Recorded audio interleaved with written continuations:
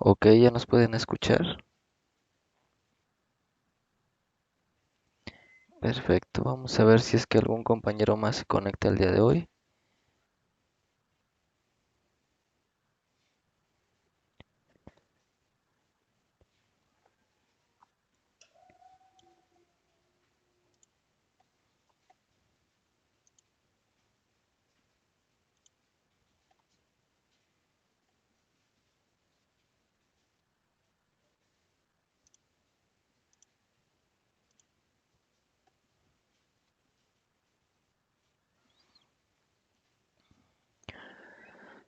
Bueno, esperemos que algunos compañeros más se puedan, ahora sí, ingresar el día de hoy. Voy a verificar.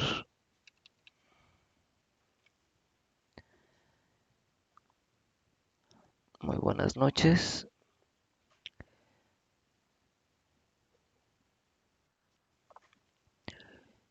Y pues bueno,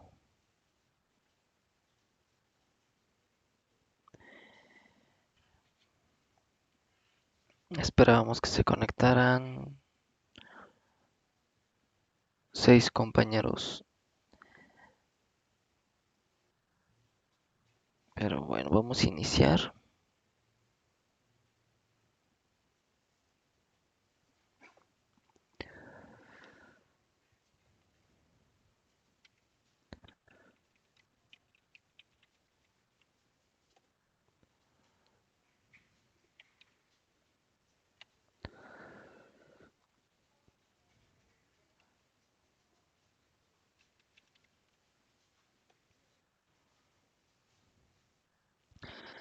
Pues bueno, aparentemente nada más estás tú, Leonor.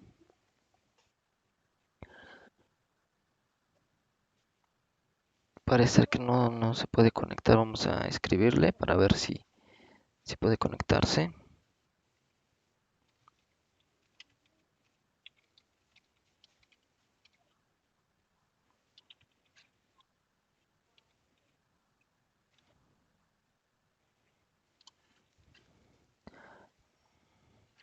Ok, ahorita vamos a tratar de identificar quién es.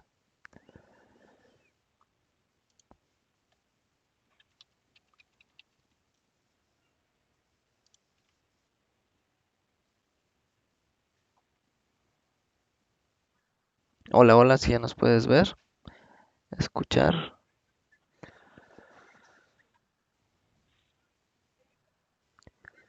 Ok, Lucy ya está, Leonor ya está. Pues bueno, vamos a empezar con los que estamos el día de hoy para que no se nos haga pues tan de noche y aprovechar y ver las dudas que tengan. Vamos a empezar con las dudas que tengan para que podamos irlas tratando de resolver y ya después vamos a ver lo de un poco de lo de la estadística. No sé si quieran empezar comentándome si hay alguna duda. Adelante, adelante.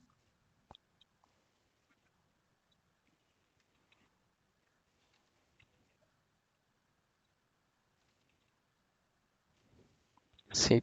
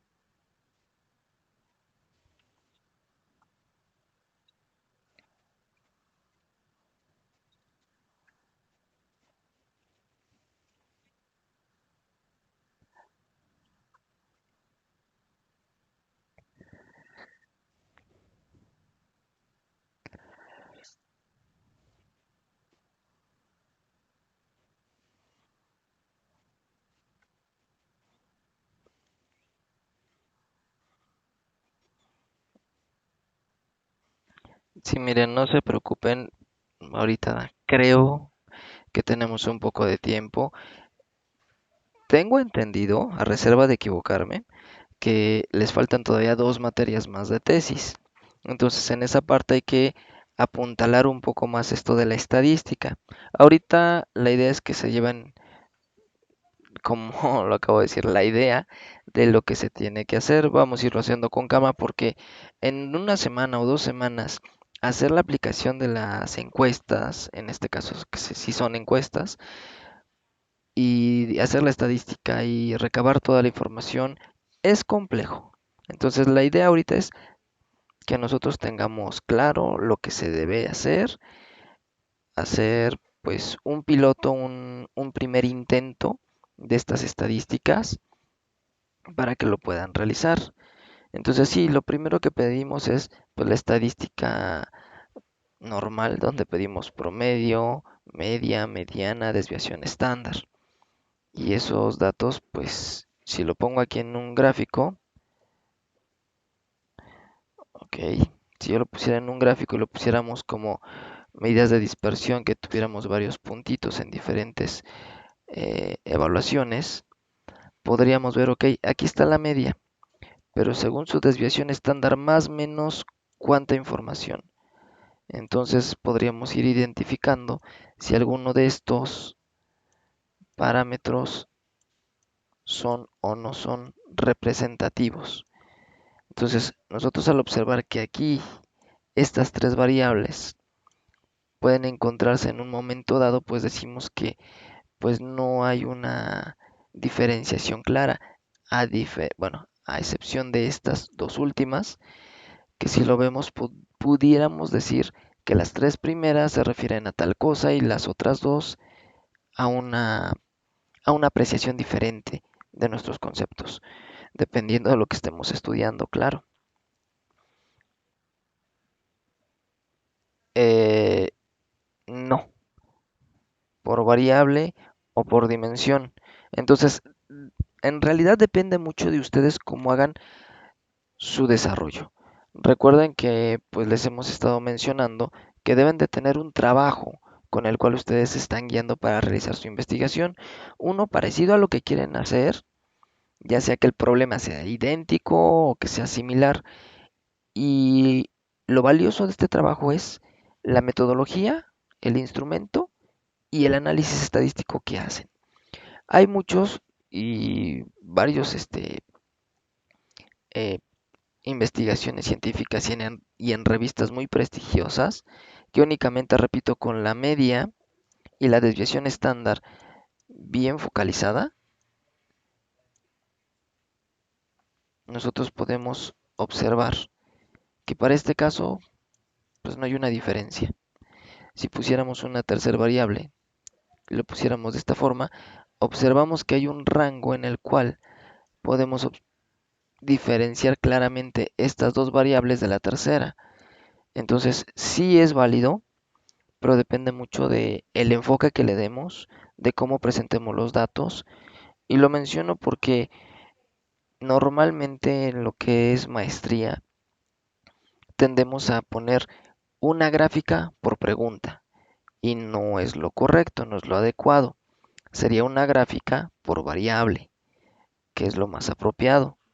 Entonces, pudiéramos representar en una sola gráfica las variables que estamos trabajando. Imaginemos que aquí estemos trabajando la variable dependiente y esta de aquí, nos olvidamos de esta, sea la variable independiente. Y entonces vemos que hay una diferencia significativa entre las dos, o en su defecto que haya una correlación o que, etcétera.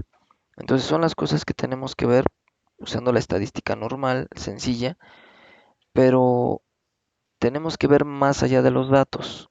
Cuando ya perseguimos un fin científico muy concreto, debemos ver más hacia allá. Entonces, algo de lo que les preparé así muy sencillito, súper sencillísimo, es lo siguiente. Yo entré a una página, a esta que habla sobre educación, encuestas de evaluación de docentes y alumnos, y descargué ese archivo, es muy pequeñito, el cual pues tiene estos parámetros de forma específica. Los datos que obtenemos pues son estos, donde nos marca el curso, el tipo de encuesta y empiezan desde la pregunta 1, 2, 3, 4 hasta la pregunta 15. En algunos casos pues no contestaron. Y si observamos aquí los datos, todos le pusieron 10, 10, uno que otro 9, puro 10, 10. Este tipo de encuesta pues realmente no nos da certidumbre si yo me quedara con los primeros 30 valores, que serían hasta acá. Para el siguiente pues no contestaron nada y por lo tanto hay puros ceros. Y bueno, hay más datos. Entonces yo les quería compartir primero que identifiquemos, como habíamos mencionado en un inicio, si nosotros tenemos bien identificado este de aquí, imaginemos es un individuo, la persona 1, la persona 2, la persona 3, la 4, la 5, la 6, etcétera. Si decimos que la variable 1 contempla los primeros 4 valores de estas preguntas y la variable 2 contempla el resto de preguntas, entonces tendríamos que sacar un promedio. Aquí el promedio de estos 4 valores y sería para la variable 1 su respuesta del primer individuo. Todo el promedio de todos estos valores para obtener el valor de la variable 2 para este individuo en particular y así con cada uno de ellos. Lo que obtendríamos sería algo como lo siguiente. Aquí yo puse un listado de pesos de personas con algún padecimiento y entonces los ordené de forma de menor a mayor.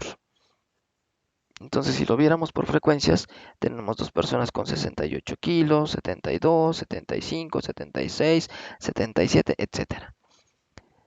Entonces, yo pusimos aquí los datos en concreto. Imaginen ustedes que en lugar de que sean solo los valores de los kilogramos, sea el valor que le dan a la persona,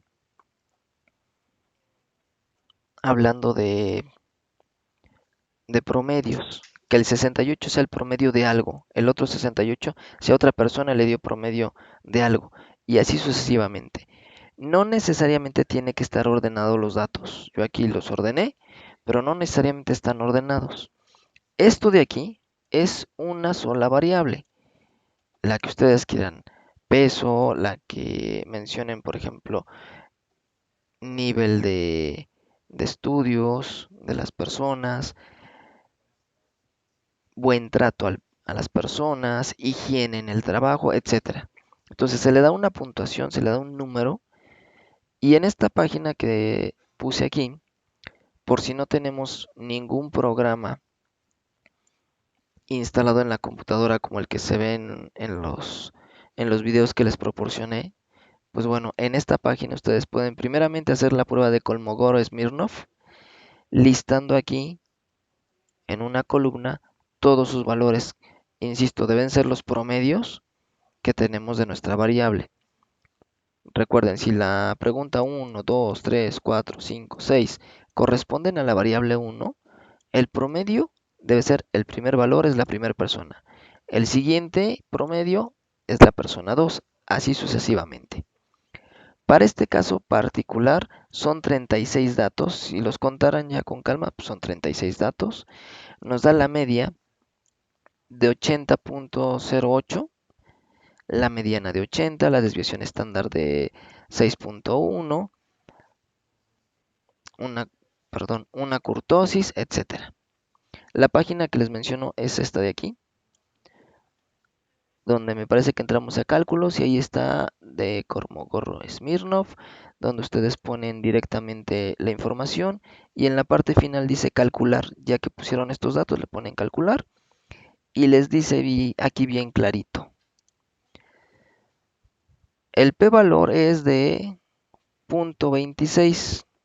Tus datos no tienen una diferencia significativa, por lo que son una distribución normal. Esto de la distribución normal es importante porque en base a eso nosotros vamos a saber si aplicamos una prueba T, si aplicamos una prueba ANOVA o si aplicamos algo en especial. Ya no revisé si en esta misma página está, por ejemplo, esas pruebas. Vamos a verificar.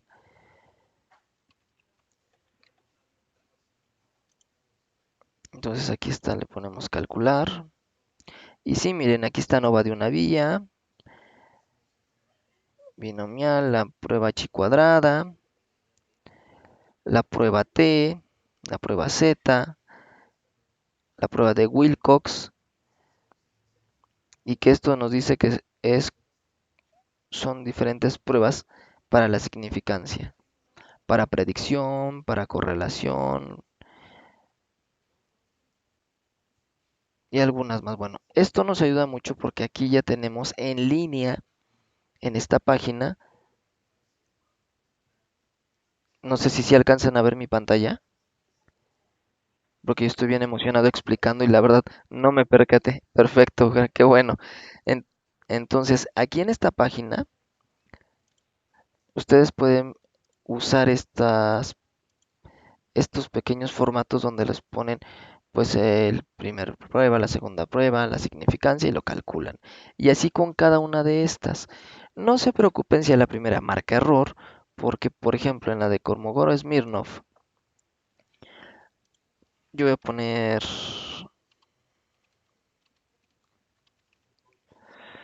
si yo pongo como tenía el primer cuerpo de datos que descargué, pues todos tenían 10. Y resulta que si tenemos ese detallito y le damos calcular, me marca error.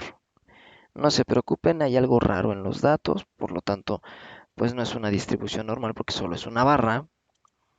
Eso es entendible y lógico. Entonces, cuando ustedes metan la información, si les marca error, no pasa nada. Podemos buscar un pequeño tutorial, ok, cómo tengo que meter los datos o cómo se manejan para poder hacer esa prueba. De entrada, pues le vamos a dejar para que no sea tan complicado para ustedes en realizar esta prueba de Kolmogorov y Smirnov para que ustedes puedan decir si en este caso,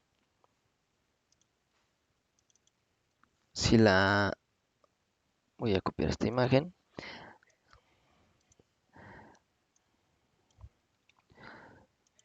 les decía si los datos que ustedes tienen de sus variables son normales o no. En la retroalimentación les puse pues que primero pueden ustedes, dependiendo del número de datos que tengan, imaginemos que ustedes tienen 20 datos en sus variables.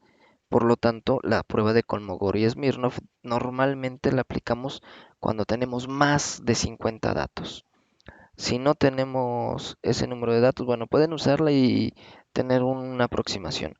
Pero si es menos de 50, se hace el test de Shapiro-Wilk para obtener la misma cuestión, saber si es normal o no la información. Si es normal o no, quiere decir que si le aplicamos una campana de Gauss al graficar los datos que tenemos, va a ser algo como la campana de Gauss. En este caso particular, no es una distribución normal por este pico. Si alcanzan a ver el mouse, entonces van a observar que en este pico está más grande de lo que debería. Si fuese un poco más pequeño que la barra anterior, sería una distribución normal con efecto positivo, etcétera.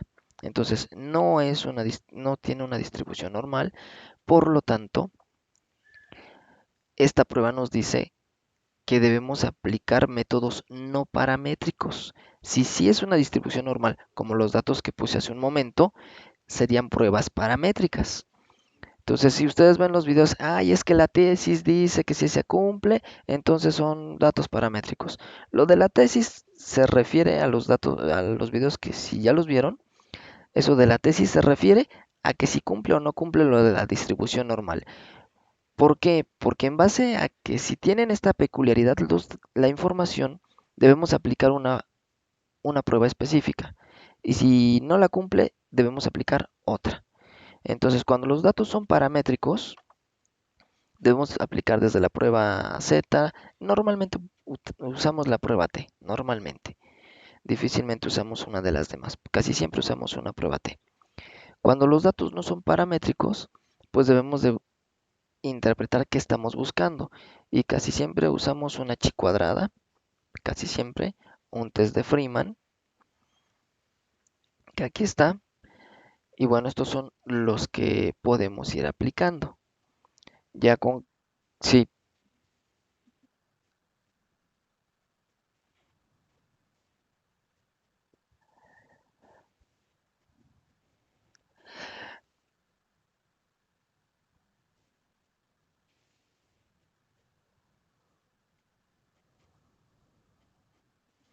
bueno, depende primeramente del número de datos. Aquí te dice, mira, por ejemplo, aquí abajo dice la prueba Z cuando son más de 30 datos, la prueba T cuando son menos de 30.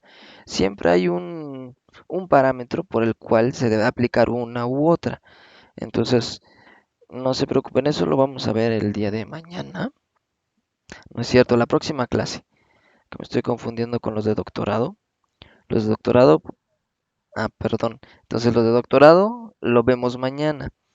Una explicación rapidísima de dos o tres de paramétricas o dos o tres de no paramétricas para saber cuál aplicar o cuál no o por qué no aplicarla. Y pues básicamente las paramétricas dependen de, bueno, de muchas cosas, principalmente del número de datos que tenemos. Uno, dos, del número de variables. Tres, del número de muestras.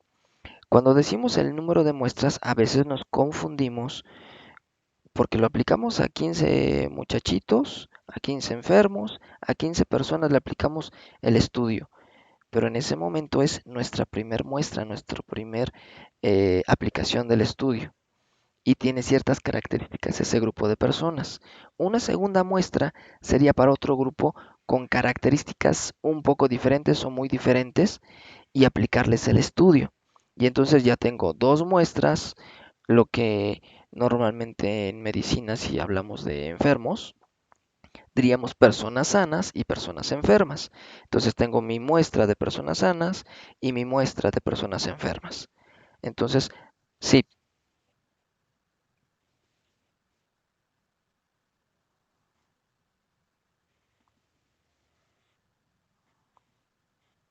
sí,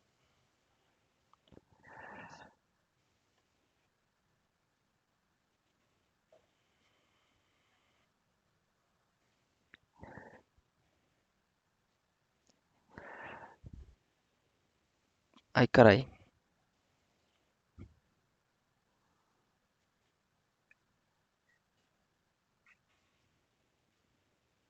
exactamente, sí, una muestra representativa, ajá, sí, sí,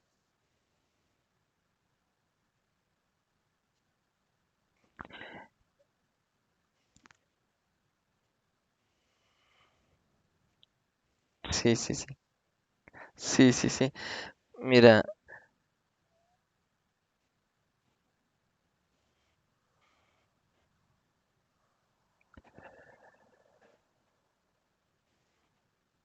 puede ser al azar que digas, bueno, número uno tenemos que checar es la fórmula para ver, porque, bueno, ahorita no la puse, pero hay también una página que nosotros simplemente ponemos el universo, ponemos el porcentaje, ponemos la tasa de, eh, se me fue el nombre, entonces ponemos las diferentes tasas, lo calcula y ya nos da la n. Entonces, en ocasiones pudiéramos haber puesto un valor mal o un signo mal y entonces pues, mejor lo checamos, porque sí, sí se me hace mucho. De 600 pues yo me imaginaba que pues, máximo 60.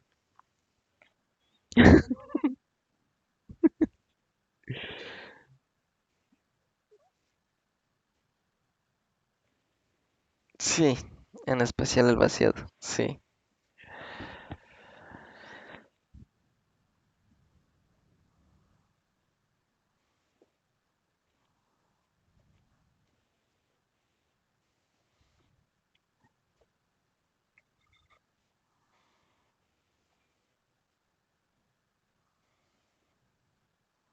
Ajá, sí. Ay, caray. Lo voy a checar. Sí.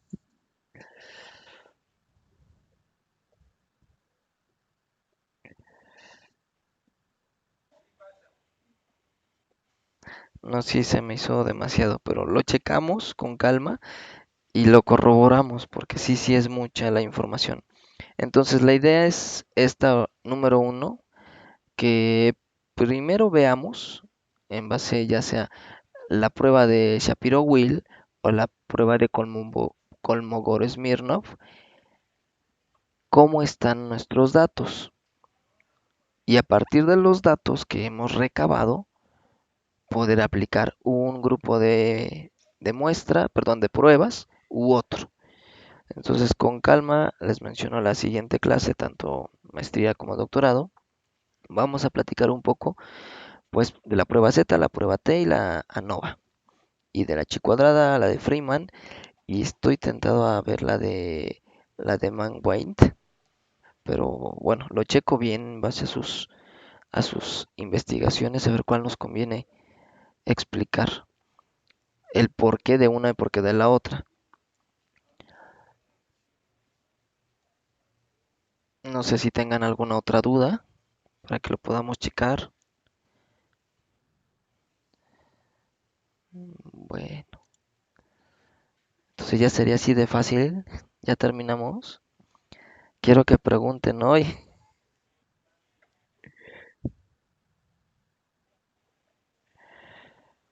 Sí, depende mucho. Ajá,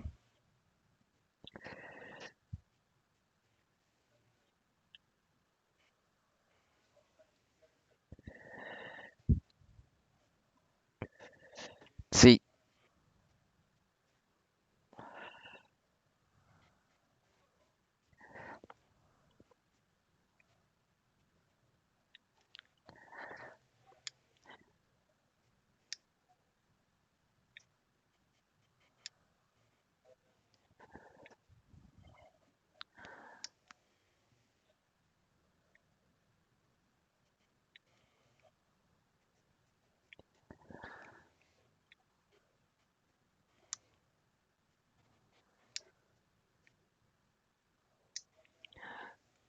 En este momento, con ese número está bien, no hay ningún problema.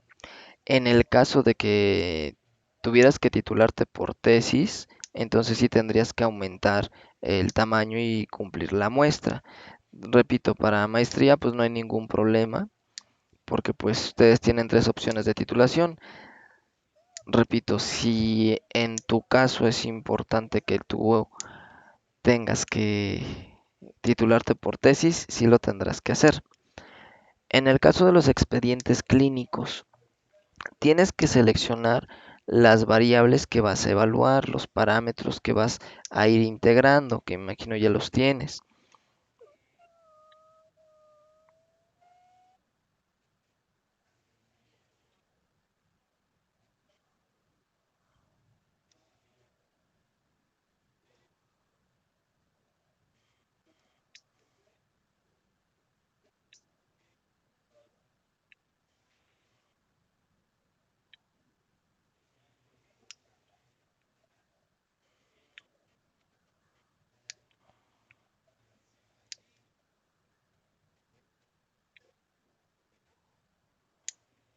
Sí, a veces son muy, muy pocas las preguntas porque entre más información podamos obtener, si después de hacer el análisis estadístico y comparar los datos, vemos que a lo mejor con 2 3 4 variables, 2 3 4 valores es suficiente, pues está genial. Pero en el caso de que lo que hemos recabado no sea suficiente, pues tendremos que regresar otra vez a hacer un análisis y verificar y comprobar.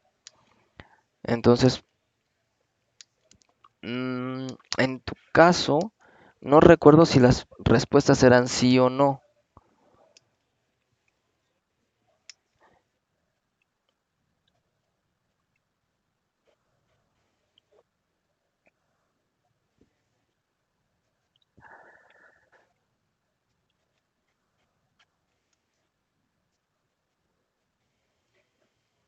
O- ok,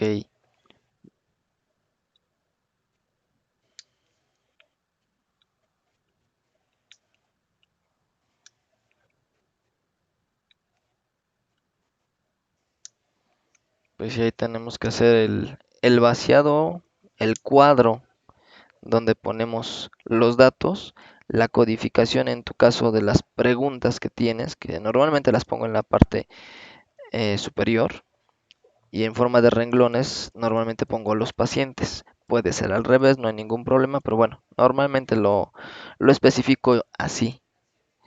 Entonces, en base a los valores que vayas integrando, en tu caso algunos son, le decimos valores nominales, es decir, conceptos. Como les mencionaba en las clases, es importante codificarlos, es decir, si hizo, por ejemplo, el médico hizo ajustes al tratamiento, no sé si ahí contemples nada más si hizo ajustes o no hizo ajustes, o incluso el número de ajustes que hizo al tratamiento, que pudiera ser cero porque no hizo ninguno, un ajuste, dos ajustes, tres, no sé cómo lo hayas manejado.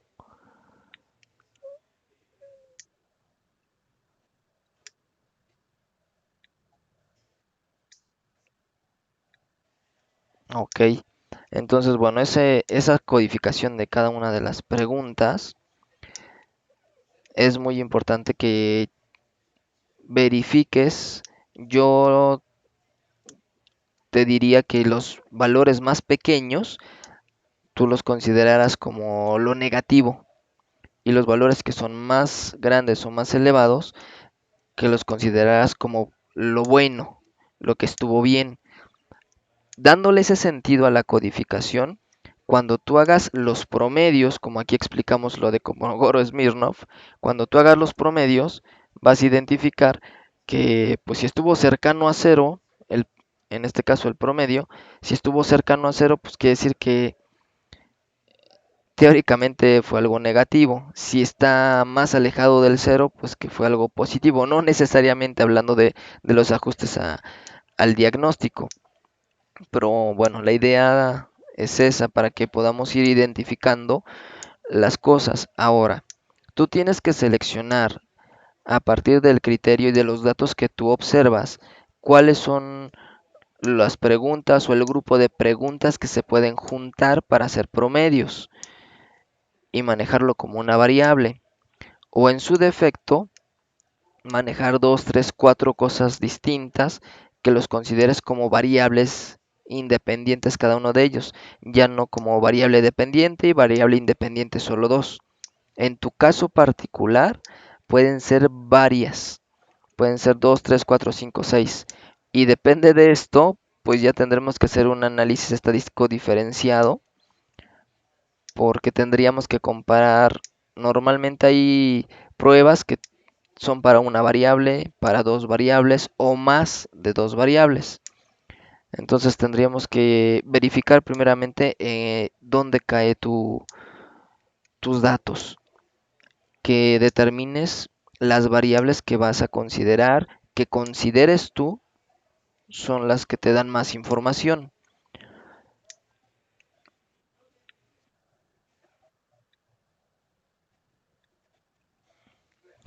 De entrada, como les había mencionado a todos, tanto maestría y doctorado, lo mínimo que se les pide es que ustedes pongan promedio, desviación estándar, mediana de sus variables. Ojo, no es pregunta por pregunta, porque luego sí, la verdad, a veces pues es muy fácil solo graficar las respuestas de cada pregunta y ya pusimos gráficas y son muchas gráficas. La idea es, yo les había mencionado, voy a pasar a la siguiente, yo les había mencionado que si nosotros tenemos nuestro cuestionario, y aquí tenemos todas nuestras preguntas, y nosotros habíamos dicho que las tres primeras representan a la primera dimensión de la variable uno y que las siguientes dos preguntas es la dimensión 2 de la misma variable uno y que luego las siguientes tres preguntas es la dimensión uno de la variable 2 y que a lo mejor tenemos otras tres preguntas y es la dimensión 2 de la variable 2. Entonces estamos diciendo que esto corresponde hacia arriba a la variable 1 y aquí hacia la variable 2. Podríamos sacar dimensión por dimensión el promedio, la desviación estándar de la, repito, de la dimensión 1, variable 1, lo mismo de la dimensión variable 2, y al juntar todos los datos, pues también sacar el promedio y desviación estándar de la variable 1. Mismo caso para la variable 2, no sé si los enredé. Perfecto, bueno, eso es lo que nos va a ayudar muchísimo. Recuerden ustedes, normalmente cuando hacemos la gráfica, ponemos el promedio de la primera variable, el promedio de la segunda variable y la desviación estándar es más o menos lo que el rango en donde están los datos. Casi siempre son simétricos, pero en algunos programas son muy buenos y ponen desviación estándar positiva, desviación estándar negativa, etcétera.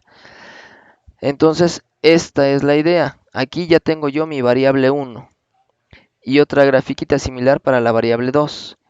Y luego podemos poner, voy a ponerlo acá, perdón por hacer tantos rayones, podemos poner la variable 1 contra la variable 2. Y entonces ya también tener mi promedio y sus desviaciones. E ir identificando si se solapan o no en algún momento esas variables y explicar el por qué y esos detallitos. Eso es lo que pretendemos que tengan súper bien descrito, súper clarísimo en su trabajo. Eso es lo mínimo deseable.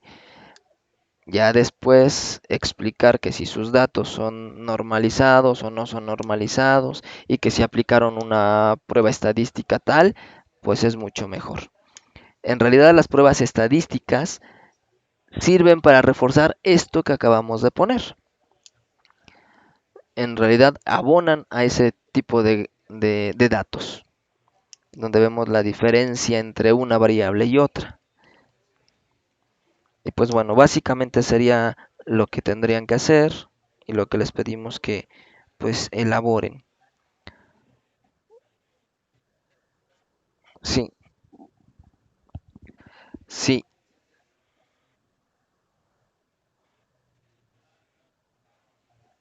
para esta semana vamos a explicar que se haga lo del coloquio, donde tienen ustedes que, bueno, ahí en la explicación pide de 20 a casi 40 páginas.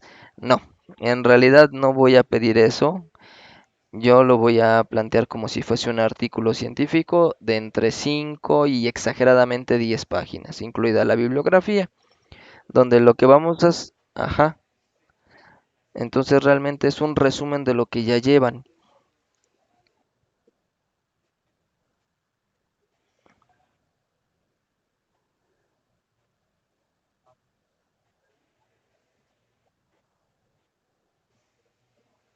Sí,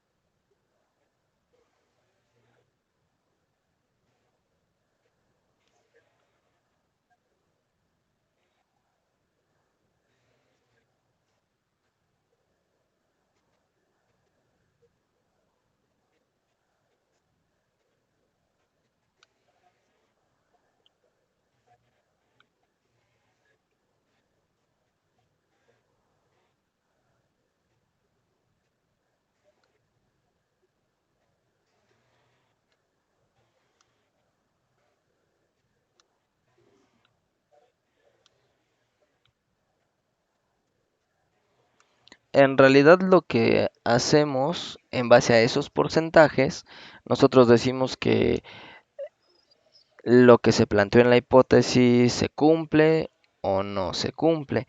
Normalmente lo que hacemos cuando no se cumple lo que se plantea en la hipótesis es replantear la hipótesis para que sí se cumpla. casi siempre lo que hacemos, porque si no los revisores nos dicen es que la hipótesis no se cumple y entonces el trabajo no sirve, algunos, porque en realidad cualquier investigación que aporte información que no se tenía clara, pues es un adelanto, pero pues siempre se busca que sea algo benéfico. Entonces, la idea es que pongas al final la redacción de la hipótesis. Bueno, en la hipótesis se menciona ta, ta, ta, ta, ta, y porque encontramos esto en un porcentaje de tanto, decimos que es apta o que se aprueba o que es viable, etcétera. Solamente es redactar eso al final, pero me parece, no estoy seguro a reserva de revisar lo que pusimos, pero lo que siempre mencionamos es que la hipótesis, la pregunta, el planteamiento del problema y el objetivo sean muy similares. Lo único que cambia es que en el objetivo uno lo plantea como una meta a alcanzar lo que se pretende hacer. En la hipótesis se plantea como lo que se quiere hacer a partir de las acciones. La pregunta de investigación, lo que se pretende hacer, pero en forma de pregunta. Y el planteamiento del problema, describir completamente qué se quiere hacer. En todos estos se debe de mencionar el lugar donde se va a hacer el trabajo, la investigación, el tiempo o periodo en el que se va a evaluar, no sé, de septiembre a diciembre de 2019 o el ciclo escolar 2019-2020. Se debe de mencionar exactamente. O en el caso de los expedientes sería el tiempo en el que se realizaron pues la recabación de información, pero en especial las consultas, a partir de cuándo se realizaron las consultas y demás, y mencionar que la recabación de la información se hizo en tal periodo.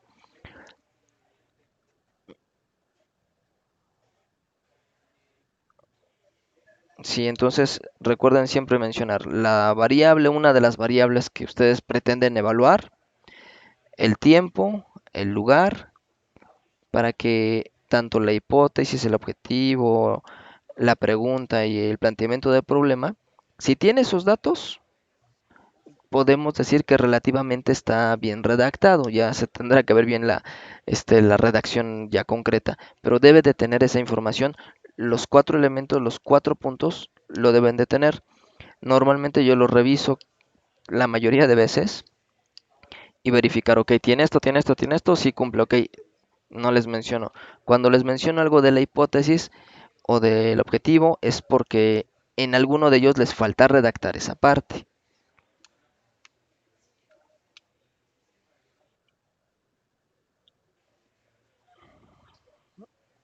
Ok. Bueno, no sé, ¿alguna otra pregunta? Claro que sí.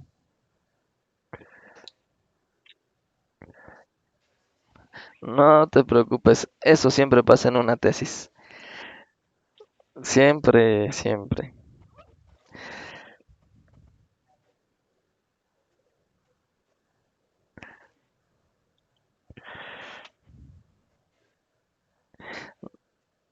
No, no, tampoco, tampoco. Pero bueno,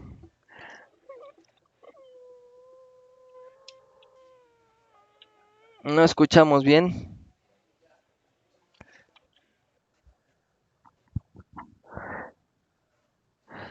El tiempo, lugar, variable.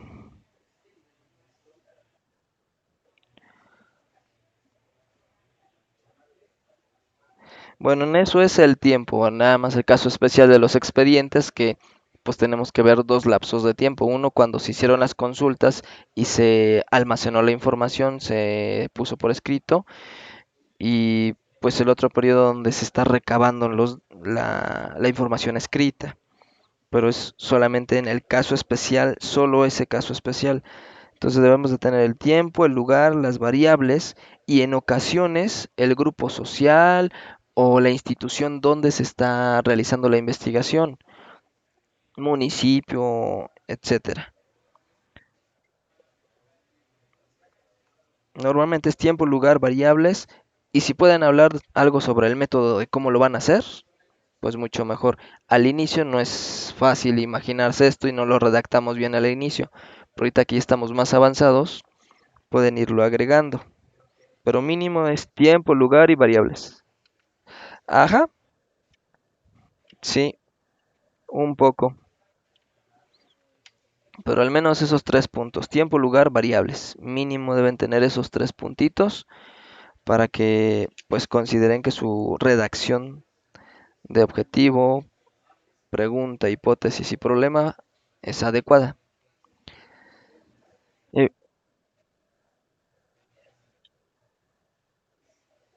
Perfecto. Sí, normalmente tesis 2 es la última, bueno, proyecto de innovación 2 es la última materia casi siempre. Entonces, bueno, pues muchas felicidades, ya están por terminar, maravilloso.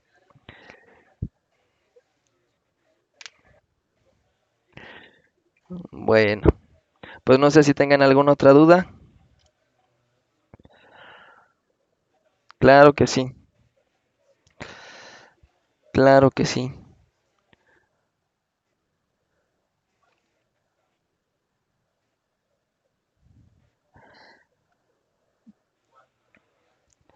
Esta videollamada yo la estoy grabando, no es parte de la plataforma. Voy a tratar de subirla a YouTube y les comparto la liga, ¿sale?